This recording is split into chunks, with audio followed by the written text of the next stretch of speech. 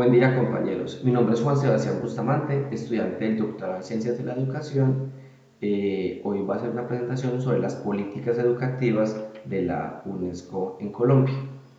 Como introducción tenemos que la educación es la base de desarrollo de las naciones y por medio de ella se busca una reducción tanto en los índices de pobreza como en las brechas de desigualdad socioeconómica dentro de los países y cuando se comparan los países.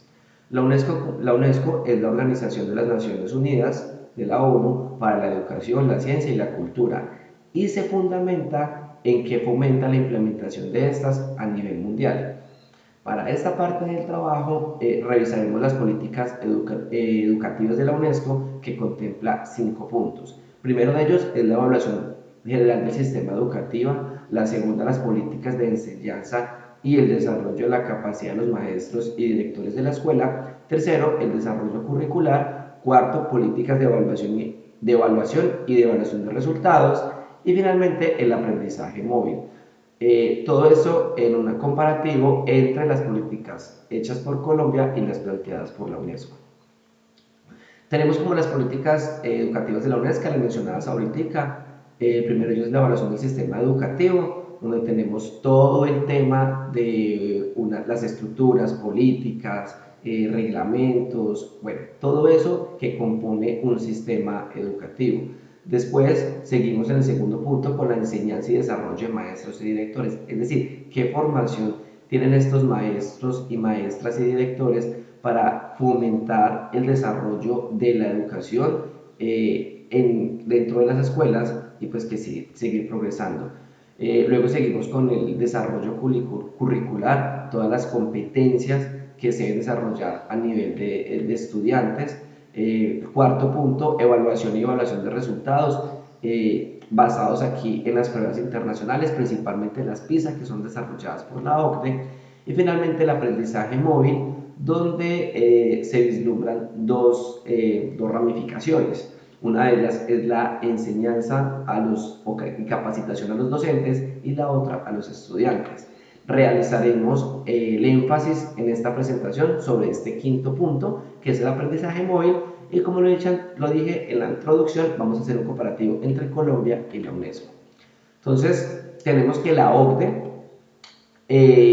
nos suscita, nos propone que el acceso y el uso de herramientas digitales en el ámbito estudiantil proporciona la reducción de la desigualdad y fomenta la equidad entre todos los habitantes, para así hacer una reducción de brechas en términos de género, socioeconómicas y geográficas.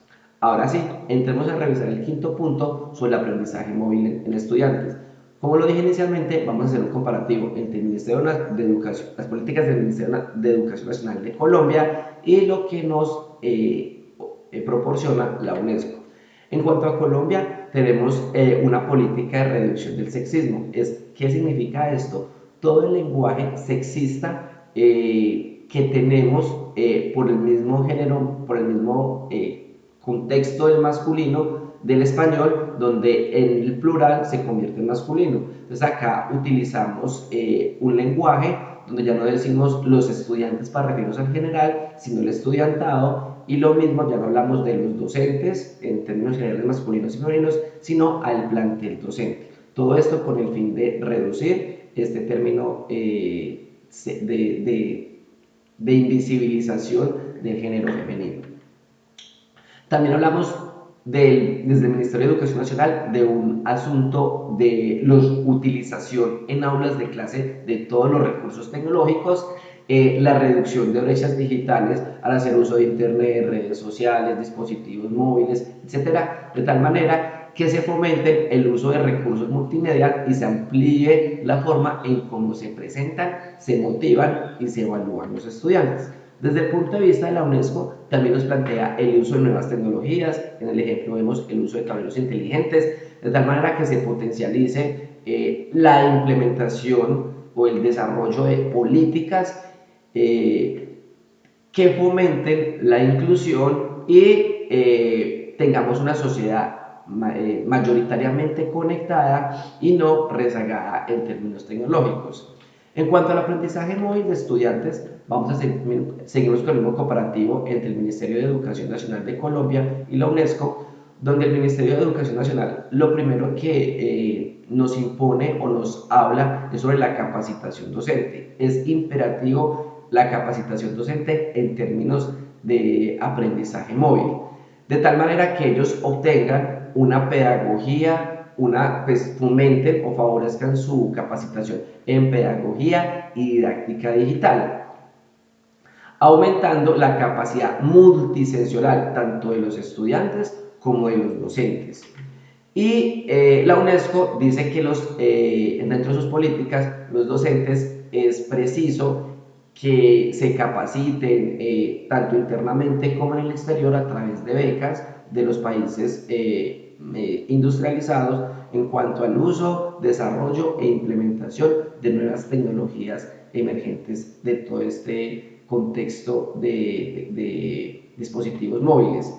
Deberíamos generar escenarios virtuales donde se favorezca la creatividad tanto del estudiantado como de los docentes, adaptándolo a un currículo donde no se pierdan los conocimientos y experiencias previas de los estudiantes, sino que de tal manera que se complementen y se cohesionen con todas estas nuevas dispositivos y todas estas nuevas tecnologías.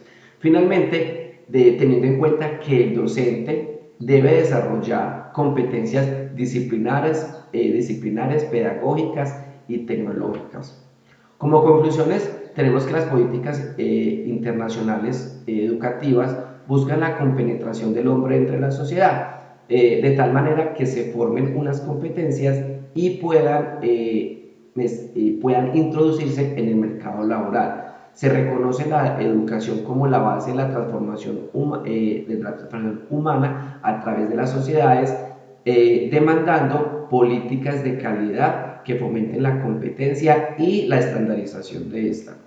Para alcanzar esos objetivos, lo primero que se debe desarrollar es una capacitación docente en el uso e implementación de estas tecnologías, bajo un modelo que contemple integración de tres tipos de conocimientos: disciplinares, pedagógicos y tecnológicos. De esta manera, los docentes pues que se encuentran debidamente capacitados podrán transmitir esta información a sus estudiantes, juntar este conocimiento dentro de sus currículos y hacer pues que los estudiantes de una manera pedagógica, didáctica y disfrutando de la educación aprendan el uso de estas herramientas y cuando lleguen al mercado laboral lo puedan utilizar de una manera más adecuada. Tenemos las referencias bibliográficas que utilicé y muchas gracias por su atención.